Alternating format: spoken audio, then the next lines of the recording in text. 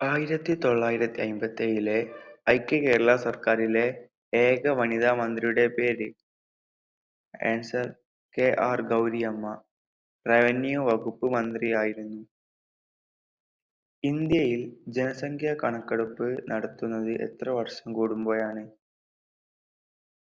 Answer 10 വർഷം. അവസാനം നടന്നത് 2011-ലാണ്.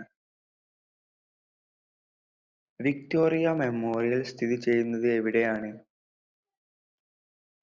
ആൻസർ കൊൽക്കത്ത, പശ്ചിമ ബംഗാളിൽ. ഇന്ത്യയിൽ ആദ്യമായി നിപ വൈറസ് റിപ്പോർട്ട് ചെയ്തത് എവിടെയാണ്? ആൻസർ സിലിഗുരി, പശ്ചിമ ബംഗാളിലാണ് സ്ഥിതി ചെയ്യുന്നത്. കേരളത്തിലെ ഏറ്റവും നീളം കുറഞ്ഞ നദി അല്ലെങ്കിൽ പുഴ ഏതാണ്? ആൻസർ മഞ്ചേശ്വരം പുഴ, കാസർഗോഡ് ജില്ലയിലാണ്.